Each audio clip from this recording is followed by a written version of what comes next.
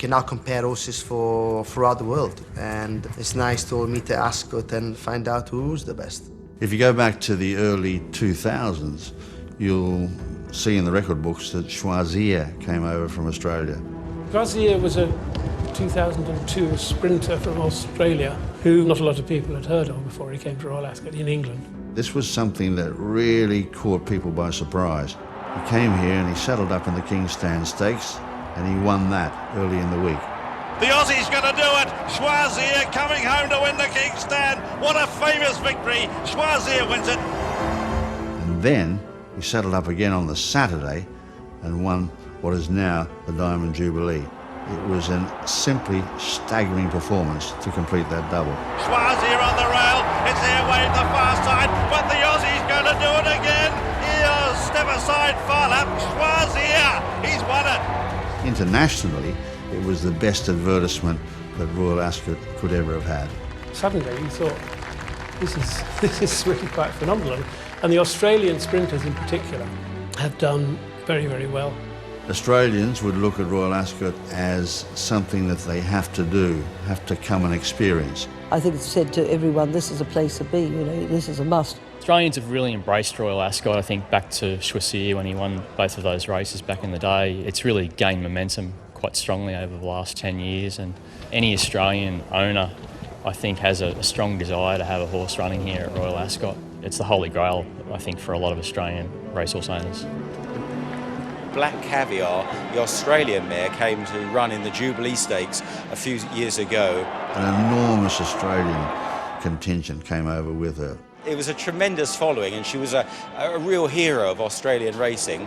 Unbeaten, Australia's greatest, and one of the greatest horses of all time in Australia. Luke Nolan, her jockey, dropped his hands. He stopped riding. It's Black Caviar in front with 100 yards left to go. Here's Restia Dajon and Moonlight Cloud. He eases up near the line. Here's Moonlight Cloud. It's tight. Black Caviar and Moonlight Cloud in a photo. The jockey eased down in the last few strides and nearly gave the race away. It was very dramatic. I'll never forget it. And I remember shouting out, "He nearly blew it!" But I think he just got in, and that was very exciting. It was dramatic. It was the climax to probably the most special and memorable Royal Ascot of modern times. Now you've got American with Wesley Ward coming at that first time about 5 years ago. When you come over here and you just feel the magnitude of racing, it's just something that draws you back like a magnet. No other trainer from America has ever won a race at the Royal Meeting other than Wesley Ward. But I mean, he's never won a Kentucky Derby or, races like that. But he comes here and he's absolute king. And of course, the punters very quickly latch on to him. He has sprinters and two-year-olds. He's an expert niche trainer, and he seems to have a system in place that nobody else seems to be able to replicate. There's always been a big fear factor, For decades, the Europeans have been coming over and dominating in a lot of the bigger turf events in the States, beating our best turf horses, and so everybody's been scared to come over here and take them on. But I just thought early on, if I could catch the two-year-olds that are quick and fast, that I'd be successful, and if you get the sunshine over here and the good ground, I have been. This massive American filly, Acapulco, is driven clear, looks an absolute monster. And where's the Queen Mary? Win number 5 here is just fantastic. Words couldn't explain how good I feel right now. It's nice to sort of test horses from all around the world and put them all together and see what they can produce. What Acapulco brings was an awful lot of speed and power, and she's a big filly, and she stood over the field at the start, and great mind and high-class cruising speed, and she was never going to get beat, really.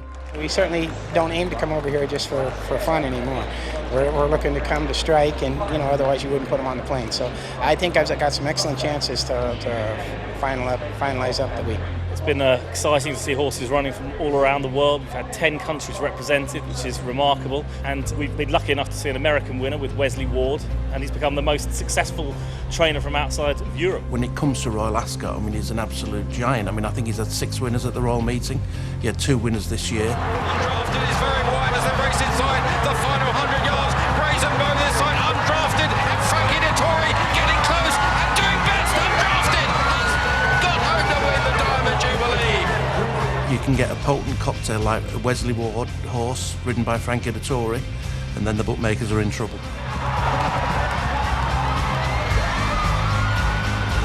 Wesley's daughter spent all night in hospital. She wasn't very well, so it meant a lot, and it was the finale of the day, so it was the one I enjoyed the most. What a fantastic ride that was. Frankie was really buzzed up by that. He knew he'd given the horse a really good ride.